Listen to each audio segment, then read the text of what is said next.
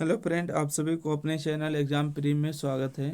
तो आप लोग कैसे हैं? अच्छे होंगे, मस्त होंगे, ज़बरदस्त होंगे। तो आप लोग अपनी तैयारी ठीक से चलिए करिएगा।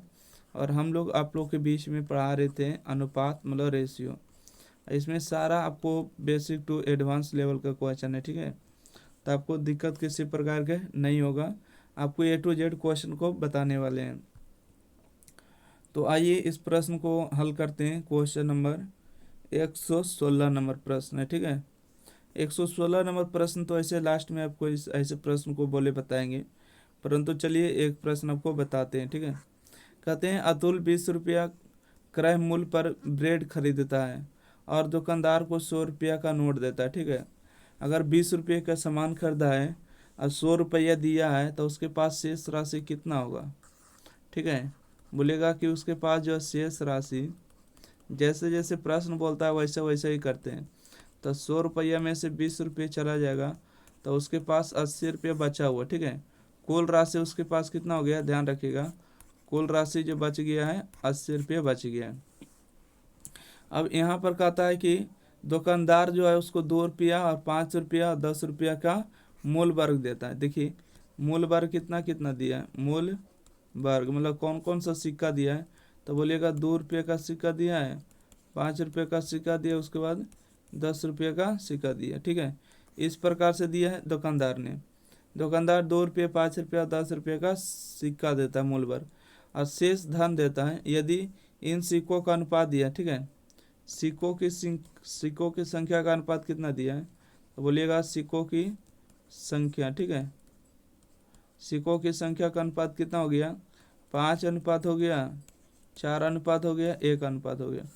तो बताइएगा सिक्कों का कुल मूल्य कितना होगा या कुल मान कितना होगा, ठीक है। सिक्कों का कुल मान कितना होगा।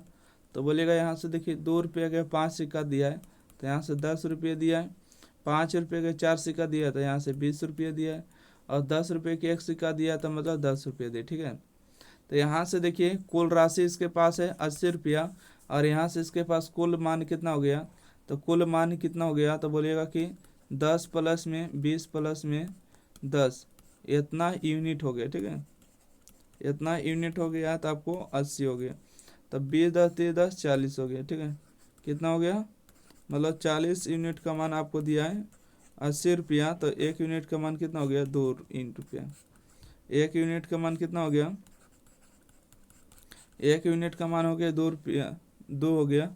तो कहता है 5 रुपये के कितने सिक्के दिए। अब 5 रुपये का सिक्का क्या हुआ, तो बोलिएगा 4 गो, ठीक है। तो हमको 4 यूनिट का मान निकालना है। 4 यूनिट का मान कितना होगा, तो बोलिएगा 4 गुने में 2 कर देंगे तो हो जाएगा आपको 8 यूनिट, ठीक है। 8 यूनिट जो ऑप्शन नंबर सी इसका सही जवाब है। कै रुपये सही जवाब है, 8 गो।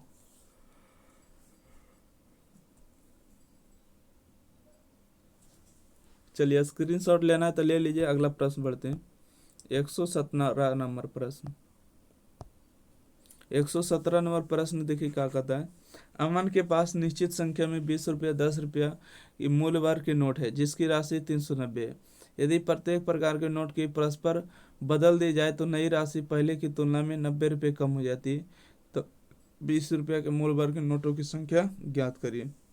अमन बहुत तेज लड़का है। देखिए क्या काम करता है, सिक्का को अदला बदली करता है, ठीक है।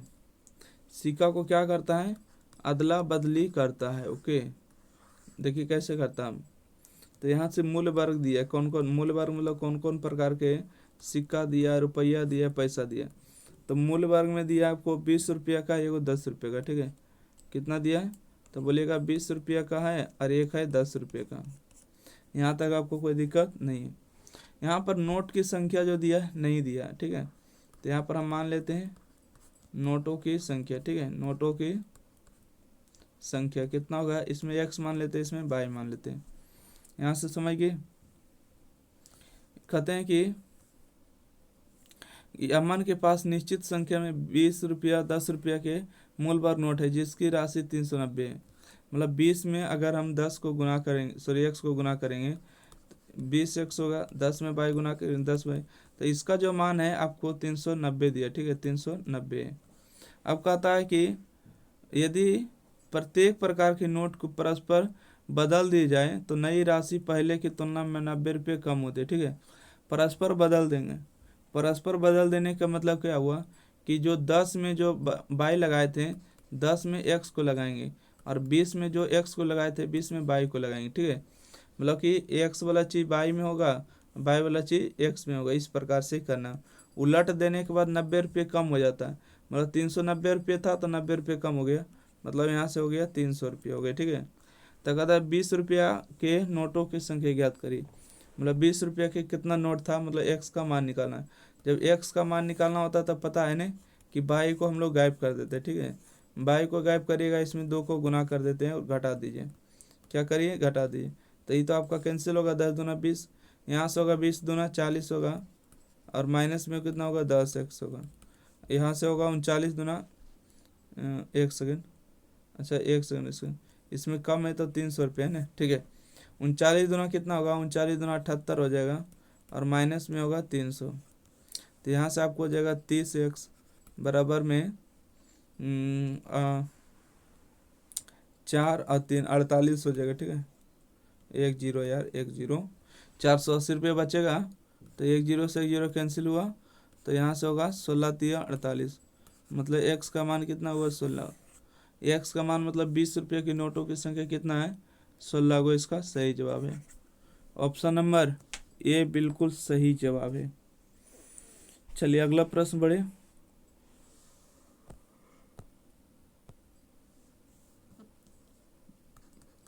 एक 118 नंबर प्रश्न है। कहते हैं पूजा है, चमेली और अंजू है के पर्स में 450 रुपये है, यानी कि कुल जो है 450 रुपये है।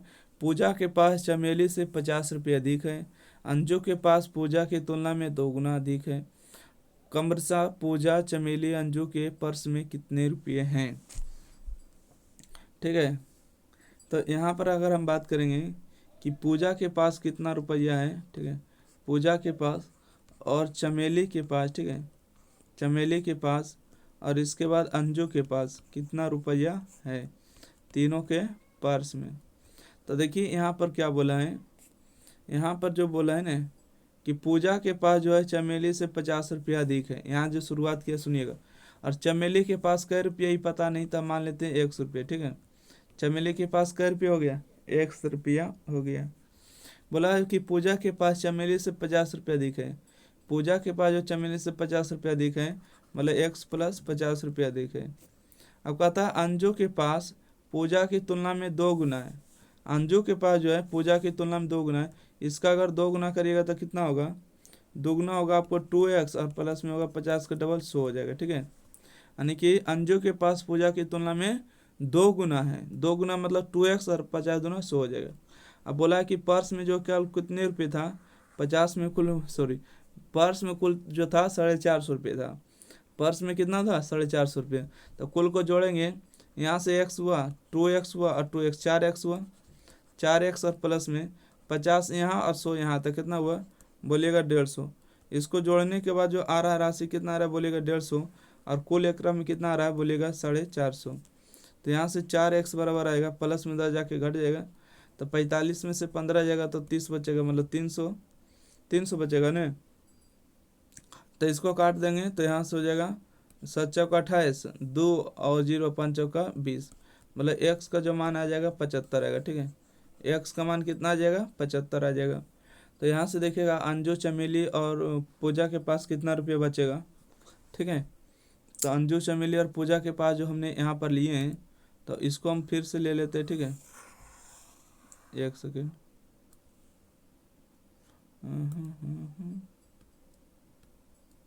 कैसे होता है, एक बार सीख गए ना तो एक बार बार बार काम होगा।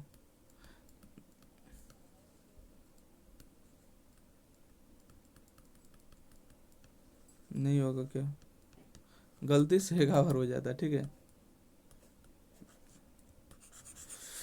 नहीं होगा। चलिए आइए इसको लिख देते हैं कि पूजा, ठीक है, पूजा हो गया, चमेली हो गया, चमेली, इसके बाद हो गया अंजू।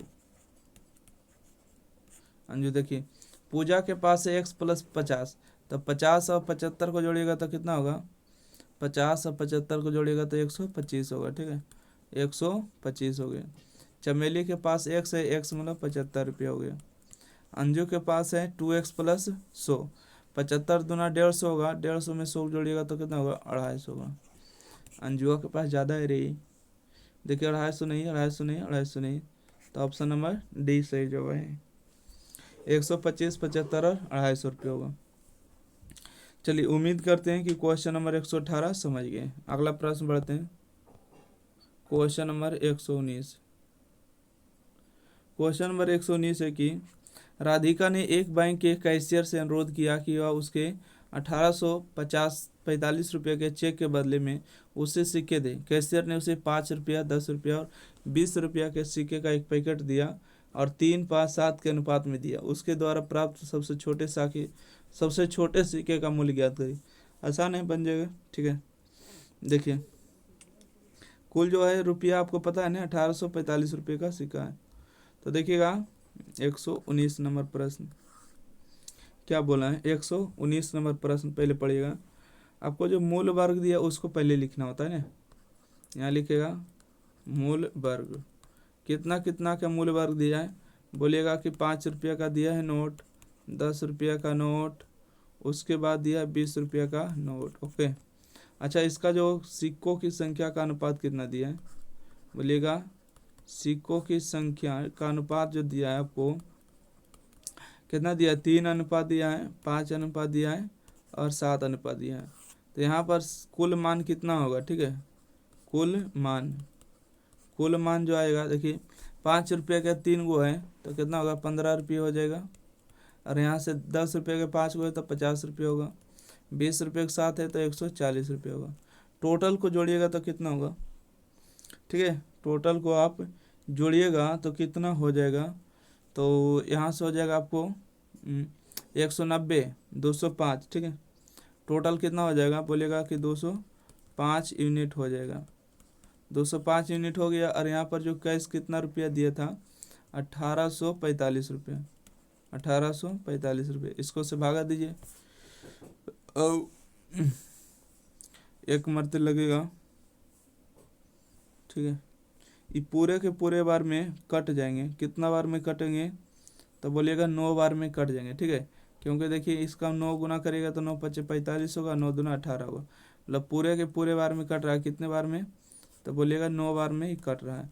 मतलब 1 यूनिट का मान कितना हो गया, 1 यूनिट का मान 9 हो गया, ठीक है।